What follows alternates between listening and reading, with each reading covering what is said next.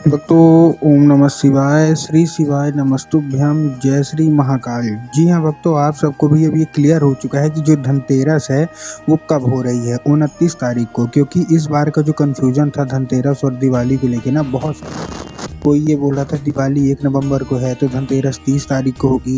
कोई ये बोलता था कि दिवाली 31 को हो है तो धनतेरस 29 को होगी। मतलब बहुत सारे लोग कंफ्यूज थे कि आखिर होने कब वाली है। इसलिए गुरुदेव ने साफ साफ बता दिया है कि कब होने वाली है, क्या होने वाली है।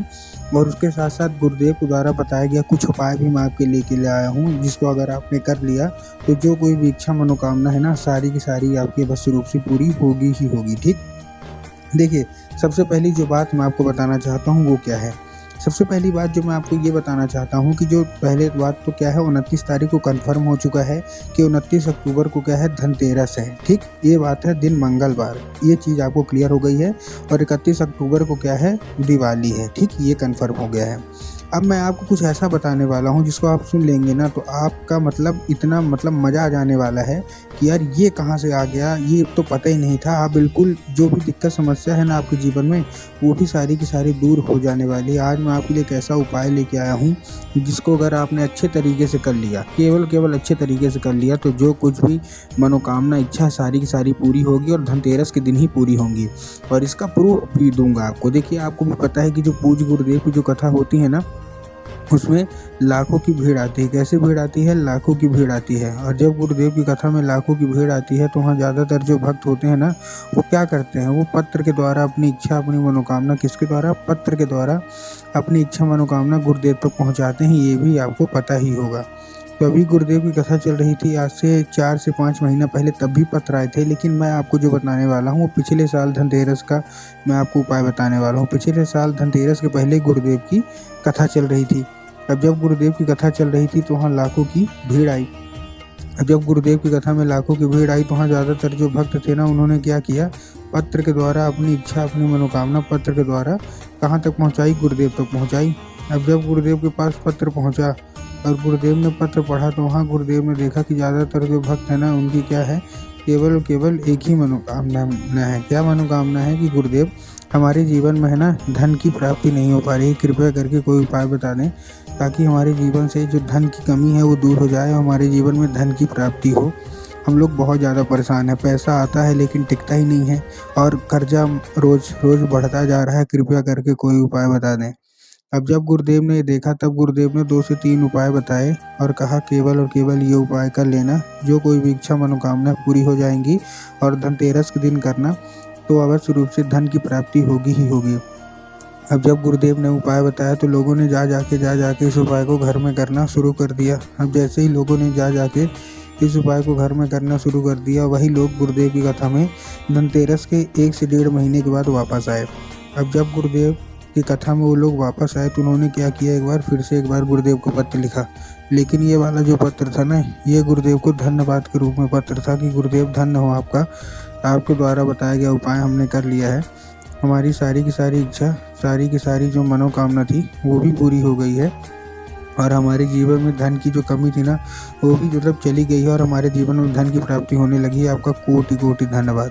तो देखिए, जो लोग भी मेरी आवाज़ अभी सुन रहे हैं ना, अगर आपको भी जानना है कि आखिर ऐसा कौन सा उपाय है जिसको करने मात्र से ऐसी इच्छा ऐसी मनोकामना पूरी हो जाती है, तो चलिए हम बताते हैं आपको आज की इस वीडियो के माध्यम से कि आपको करना क्या है। तो बस उपाय एक चीज़ ध्यान से सुन के अच्छे से करिएगा ज़रूर, ताकि इच्छा मनोकामना आपकी पूरी हो जाए। लेकिन उसके पहले चैनल पे अगर पहली बार आए हैं और आवाज़ मेरी पहली बार सुन रहे हैं तो आपको क्या कर देना है, वीडियो कर देना है लाइक और चैनल को भी कर लेना है सब्सक्राइब, ताकि पूजनीय पंडित प्रदीप जी मिश्रा के रोज़ नए नए उपाय जो कि मैं उनकी कथा से सुनता हूँ, श्रवण करता हूँ, सबसे पहले मैं आपको प्राप्त करा सकूँ। ठीक, तो देखिए, जो हमारा सबसे पहला उपाय है, इस उपाय में आपको करना क्या है, इस उपाय में सबसे पहले में आपको लेना क्या है, दूब लेना है। क्या लेना है? दूब लेना है। ये 2 रुपए की चीज़ आपको मिलेगी और सोने चांदी से भी ये महंगी है, ध्यान रखिएगा। है भले 2 रुपये, लेकिन ये सोने चांदी से भी महंगी है, मतलब भगवान को अर्पित करने में। तो देखिए, आपको भी पता है, सबको पता है कि जो दूब है वो किसको अर्पित होती है, वो भगवान गणेश को अर्पित होती है। तो आपको 2 रुपए की क्या ले लेना है, दूब ले लेना है सबसे पहली बात। अब 2 रुपए की दूब आपको ऐसे मिल जाएगी, वैसे तो फ्री में भी मिल जाएगी, आपके घर के आसपास लगी होगी। लेकिन अगर आप शहर में रहते हैं नहीं मिल पा रही है तब की मैं बात आपको बता रहा हूँ कि आपको क्या ले लेना है। 2 रुपए की दूध आपको, दूब है ना वो चारे की तरह रहती है, आपको ले लेना है बाजार से। ले लिया, लेने के बाद आपको करना क्या है, पहुंच जाना है कहाँ, गणेश जी के मंदिर। और गणेश जी का जो टूटा हुआ दांत है वहाँ आपको एक मयूर ध्वज का नाम लेके, किसका, मयूर ध्वज एक नाम है भगवान गणेश का ही है, उससे बहुत ज़्यादा वो प्रसन्न होते हैं। तो आपको मयूर ध्वज का नाम लेके आपको क्या करना है, चुपचाप अर्पित कर देना है, मनोकामना अपनी जो भी है मांग लेना है। पूज्य गुरुदेव कहते हैं कि अगर ये 2 रुपए की आप ये चीज़ अर्पित कर देते हैं भगवान गणेश को ना, तो जितनी भी धन संपदा है सारी की सारी आपके पास आ जाती है, और पैसे की कमी आपके और धन की कमी आपके जीवन में कभी भी नहीं रहती।